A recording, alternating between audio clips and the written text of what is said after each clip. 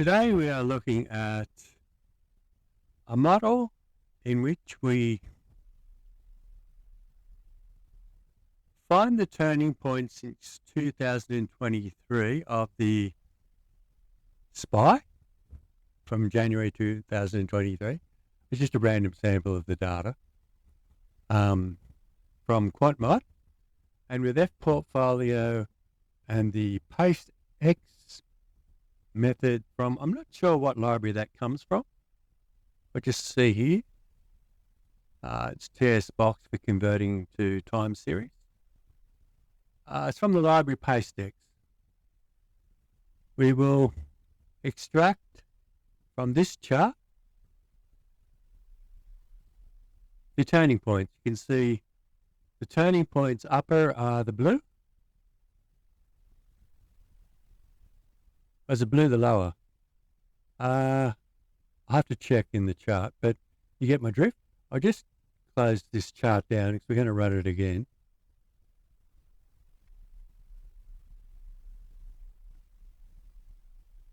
Okay. Now we'll clear. Okay. Now we'll go up and we'll start running. We'll just run the library F portfolio. Run the library QuantMod. We'll get our SPY data. And we will set our method to LOWESS, which is from the basic R-CRAN libraries. LOWESS estimates a nonlinear least squares estimated based on weighted least squares. Quite commonly used. We'll extract our line of least resistance through the time series. And from that, we will then paste our turning points. We've extracted the LOWESS method.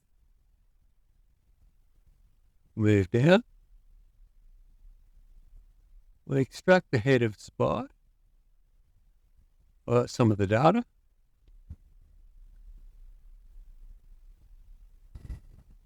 Okay, so it's daily data.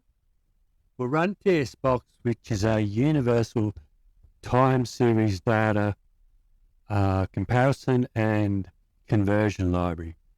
It's like a jack-in-the-box for all the different time series modules.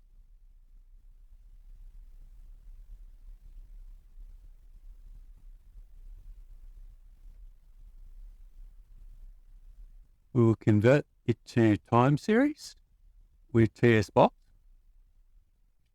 For all data involving F portfolio or anything from the R metrics library, any XTS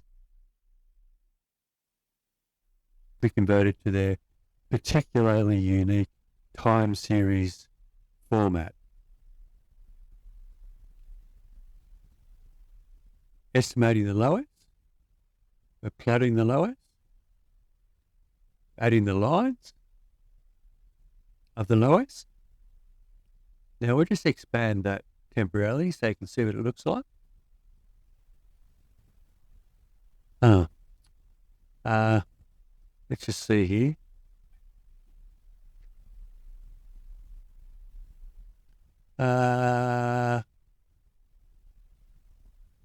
There it is.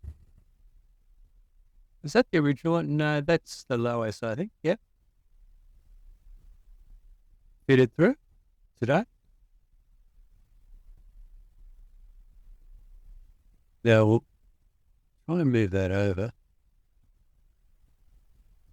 Close it. Now continue on.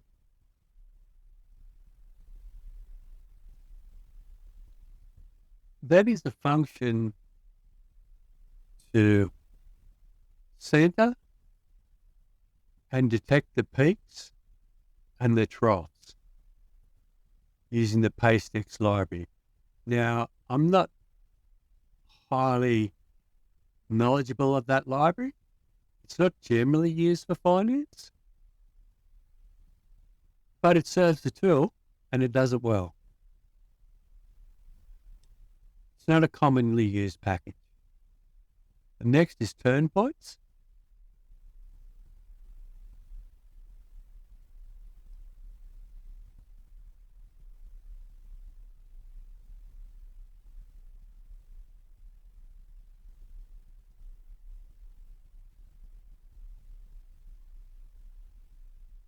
And there is the chart, the peaks and troughs. Now, I just got to write this time.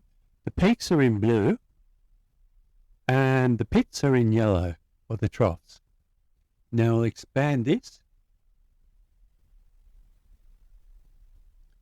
And you can see there where it's signifying there is a peak about there. It's not the actual peak, but it signifies the turning point to peak. And there's a turning point trough. Sorry about that. You can see the actual trough was there, but the turning point is there as it starts to rise again. And the peaks reach a status about there, or reach a trough there, and so on and so on. I wouldn't be too dependent on using it for predictability, but it's a good indicator. And the thing that sets it apart from indicators such as resistance levels or many technical indicators is that they are based on crude arithmetic at best, or at worst, subjective valuation of what actually is a resistance level or what is a floor or a ceiling. There is no actual substantive objective measure to what people consider a floor or a ceiling or a resistance level. It's merely conjecture and guesswork. Whereas this, whether you like it or not, is statistically derived. It has a fundamental sound mathematical reasoning behind it, and it follows almost 200 years of statistical knowledge behind it. Whereas at best, there is no extant real body of knowledge behind 90% of technical trading systems and chart reading. Although many persist, but as when the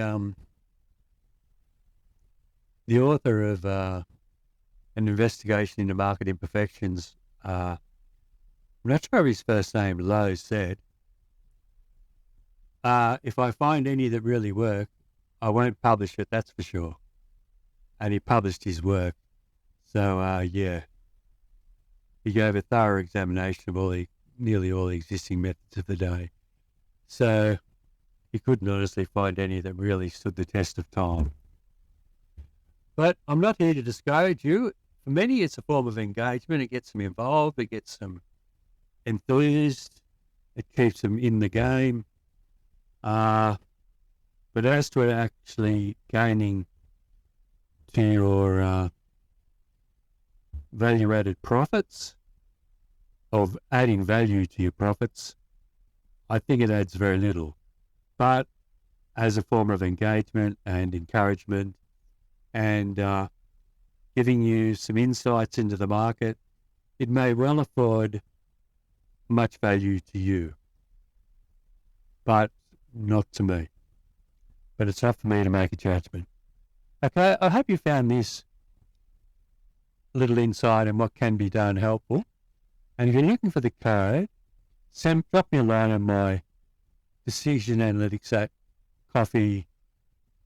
buymeacoffee.com, buymeacoffee.com/Decision Analytics, and request it, and I will send you the code for the cost of a coffee, $3, Australian that is.